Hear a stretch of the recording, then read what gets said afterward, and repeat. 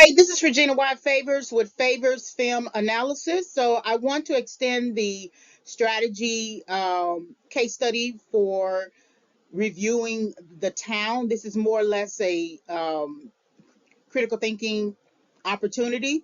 And I want to look at assessing conflict with the narrative, conflict with the characters, the way that robbery cinema is depicted.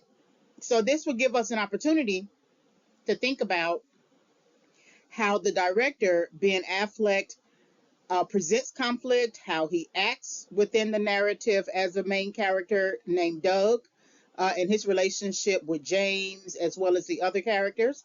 And this will also just gives us an understanding, an opportunity to reach an understanding about just the presentation of heist movies, the presentation of robbery cinema.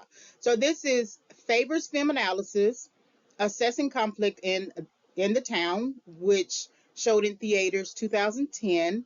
And you can visit www.favorsfilmanalysis.com for more access to critiques and reviews. All right, this presentation is subject to fair use.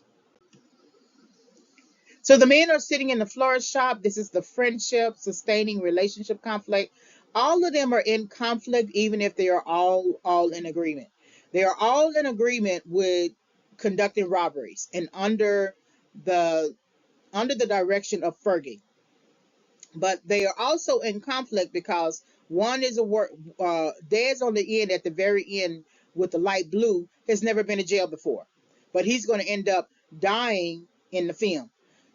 James in the black next to Des has been to prison before, uh, and he has nothing to lose. He don't want to go back to prison, so he would rather die.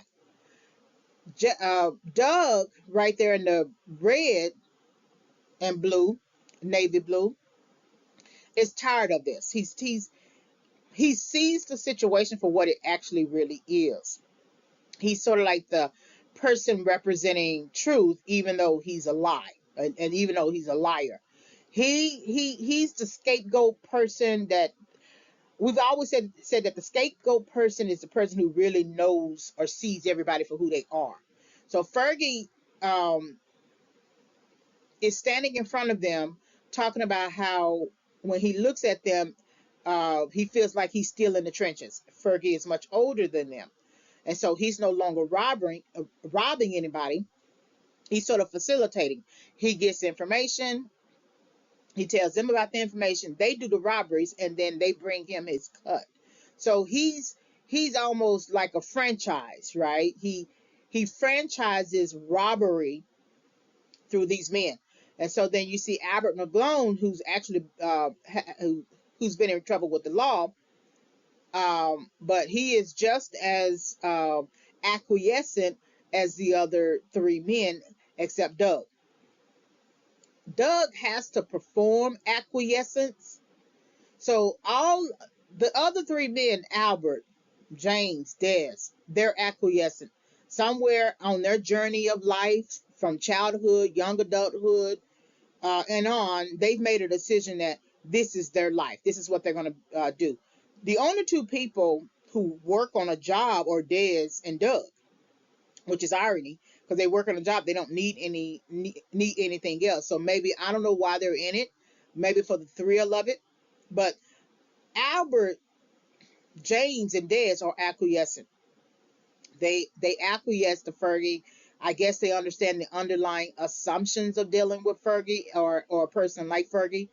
Doug is the one who is performing acquiescence.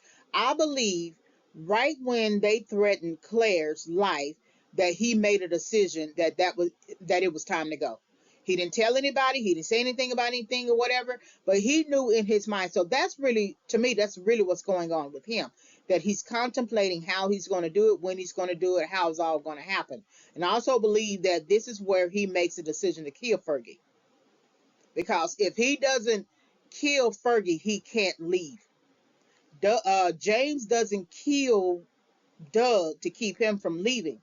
But Doug knows that he has to kill Fergie in order for him to leave. Otherwise he's staying. He's gonna stay within the bars of that community, and he already said he wants to leave. All right, this is the end of the presentation. So if you want to listen to other film analysis, just visit www.favorsfilmanalysis.com. Thank you very much for listening.